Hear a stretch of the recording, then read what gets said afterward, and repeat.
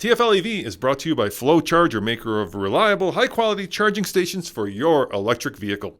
Hey guys, check it out. This is the brand new Hyundai Ionic 6, and I'm here with Dean Schlingman. And what's your title, Dean? I'm Manager of Electrified Management Systems. And in this video, guys, we're going to do a deep dive into the new Ionic 6 because we've got a great cutaway here that actually shows you what these guys have built. Now, one of the interesting things is that you're using the same basic architecture as in the Ionic 5, That's but correct. You've increased the range and you've increased the efficiency. So let's start with how you've done that. Sure. So you got to keep in mind both the Ionic 5 and the Ionic 6 are built on the Hyundai eGMP platform. That really gives us a modular or ability to modularize all the different components. That's really kind of the magic behind this. Additionally, we were able to take advantage of some certification requirements, and we changed from a 2-cycle certification to a 5-cycle certification for the Ionic 6. That also helped us from a testing and regulation standpoint to increase our all-electric range. But we've been really doing our homework trying to also improve efficiencies in the system. So in this particular cutaway, this is an example of our all-wheel drive system. This front traction motor assembly also includes what we call a dog clutch or disconnection actuator.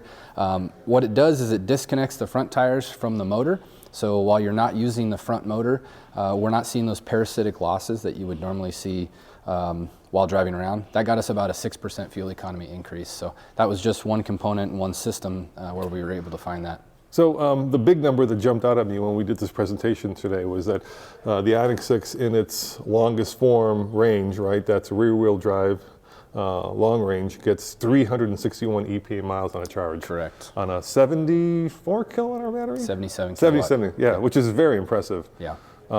So that's quite a lot more than the Ionic 5. So what were some of the other strategies you used to see that kind of a number increase? Sure. So we're also employing some of our next generation silicon carbide chips in our some of our modules that we have in controllers, and especially in the power transmission modules. That really helped us quite a bit. We actually saw about a 5% increase in power transmission efficiency. That was definitely one of the big ones. I also mentioned previously the 2-cycle versus 5-cycle. Transitioning to 5-cycle, we can actually see a lot of our fuel economy strategies being of benefits, whereas maybe an HVAC controller or an HVAC system, we would see benefit during those cycle tests that we didn't see on the Ionic 5, which was performed on a 2-cycle test. So you went to a heat pump, is that right? We do have a heat pump in this. Yeah, yes. that I take it helps as well. It does. And then let's talk about these batteries. So what's unique about these batteries, and how do you heat them and cool them to keep them at their ideal temperature? Sure. So what you're seeing here, obviously this whole entire assembly is the pack. The individual black boxes in there are the modules, and then inside the modules would be a bunch of Pop-Tart looking battery cells. We can arrange the modules in different series or parallel configurations to either give us more energy or more power. It really depends on the vehicle and the segment. And then as far as heating and cooling, we've been able to design this cell in a different way. We got rid of what was a cooling fin, which took heat out of the side of the battery, and now we dump that energy or heat directly out the bottom of the battery into a cooling path or a coolant path that kind of winds like a snake underneath all the modules. And the other, of course, big number that people in the electric car world use is charging. How fast will it charge? Now, you're using an 800-volt architecture, which is similar to the Hummer, which is similar to the Correct. Porsche. So what does that give you in terms of charging speeds? So we'll see 10 to 80% charge in about 18 minutes. That's pretty quick. That's very quick. But that's, of course, in the real world, it might be, your results may vary, right? Your results could vary. I will say I've personally charged this in the field on public infrastructure, and I have seen 18 minutes. I've seen even just shy of 18 minutes. So I do think it's a realistic number that customers should expect, assuming they're on, the latest and greatest 800-volt infrastructure. And this is kind of unique, right, to you right now. This is the vehicle to load. Right. So basically, you can use your car to power, well, anything in your house. So tell me about how this works and how much power you can get out of it. So what you would do with this connector is you would plug it in where you would normally plug the vehicle into your J1772 charge port. And then once you've plugged that in, the opposite side is a 110 volt, 15 amp plug. The vehicle needs to be put into utility mode. Otherwise, that's about it. It'll offboard 110 volt for several days, assuming that you've pre-charged the vehicle before that. But you can run all sorts of household appliances, whether it's refrigerators or garage tools or whatever. We've actually seen some pretty awesome performance out of this. Now tell me about the rear motor. So you were saying that the front motor can decouple, which means that this basically becomes a rear-wheel drive car. How much horsepower are you getting, and how much torque are you getting in this all-wheel drive model? Combined power is 320 horsepower for the two systems. I'm sorry, off the top of my head, I don't remember the torque specs between the two motors.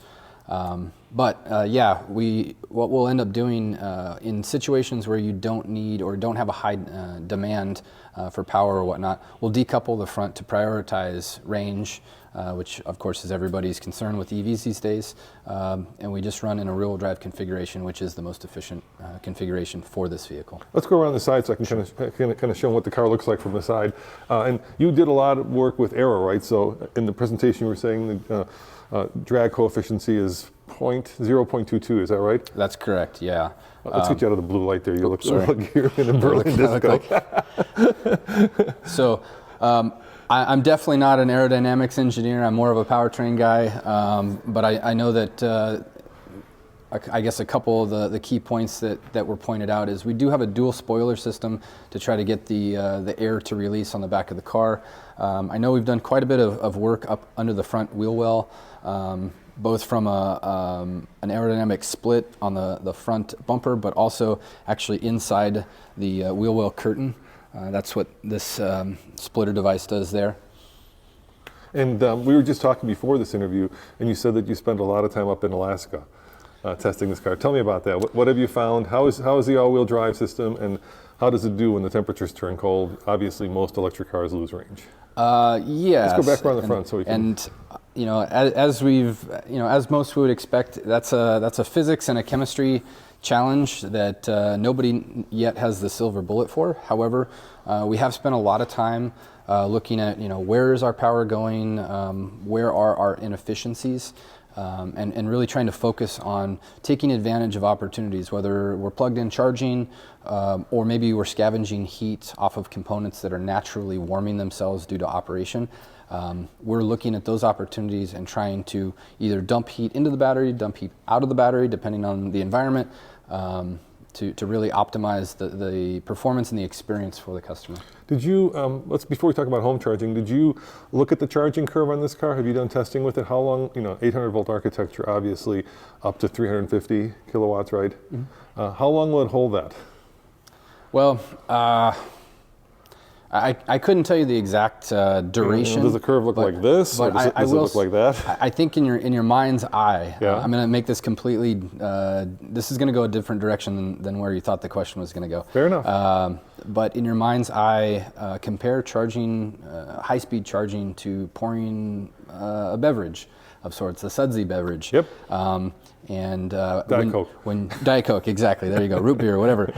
When you first start pouring into a glass, you can pour at a fast rate and get as much volume in there very quickly. However, as you get to the top of your glass, if you don't start to slow down, you're going to maybe have the suds run over the side or whatnot. And that's why you see a lot of manufacturers talk about 0 or 10 to 80% versus a full charge to 100%. You can't cram or you can't pour into that glass at the same rate all the way to 100%. So I think hopefully that's a good analogy and everybody can understand that in their head. When the suds run over the top, that's when you have a problem with your battery. So that's what we avoid, and that's why we back it off. And then you've also increased, let's go back to this other side of it, you increased the home charging speed, right?